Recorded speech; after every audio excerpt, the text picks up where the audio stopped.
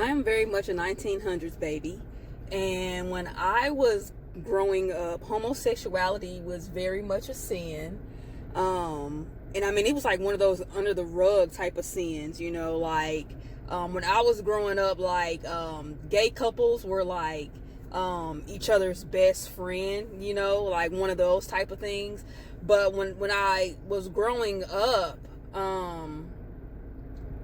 homosexuality to me, like when I got old enough to express what I wanted to do with my own life, because I came up believing in God, and my mom and my grandparents, they did what they could to bring me up as best as they could in the faith of Christ and in the truth of Christ. But I still had to make the decision on my own and do my own research into Christ, right? But I didn't do that. As I got older, I decided to do what I wanted to do. And so the older that I got, it was in the back of my mind, like, oh, this is a sin, this is a sin. But I knew a lot of people that were gay, and it's like you always heard growing up, like, oh, the wages of sin is death. But it's like, okay, I'm seeing all this sin, but like no one's dying, and then like you experience all these different things in life, and no one, when you go through things in life, typically goes, oh, that's the result of my sin. We all just toss it up to, I mean, we're all experiencing life. Everybody goes through different things in life, and not everything that you go through in life is because of sin.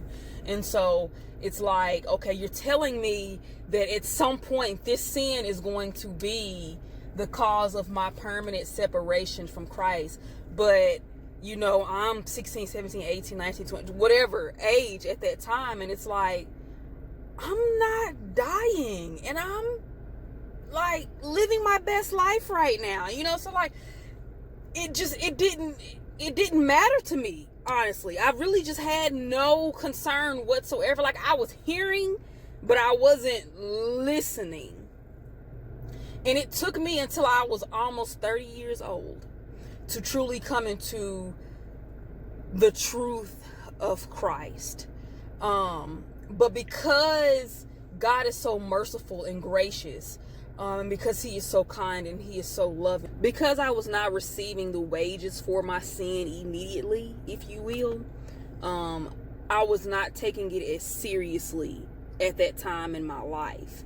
And so it took for God to bring me through some things in my life for me to step back and be like, okay, wait a minute.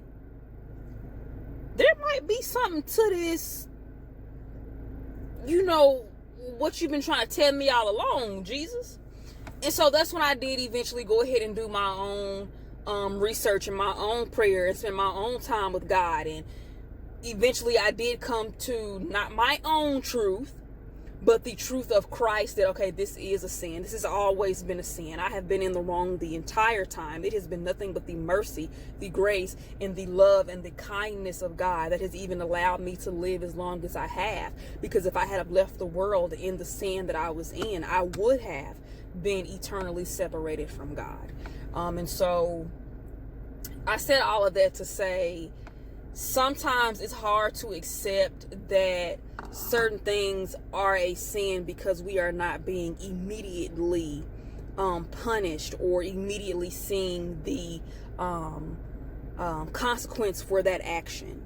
And so it is very important for us to understand that God is a good God. He's a loving God. He's a merciful God. And he is giving us every opportunity that he can for us to get it right. And that is not to say that if you do something today that you will not have to suffer the consequence of that forward in the future. But it is to say that if he allows you to see another day, that you do have the opportunity to get into right standing with him. And so I'm just grateful that although it took me 20 something odd years of my life to get into right standing with Christ, I am thankful that I have the opportunity to sit before you today and to tell you that it'll be 4 years this year that I am free from the homosexual lifestyle, and that I have no intentions, no interest, no desire, no drive, no anything to ever go back. And I encourage you to do your own research into God, into Jesus Christ himself, for yourself. Don't take it from me. Don't take it from anyone else.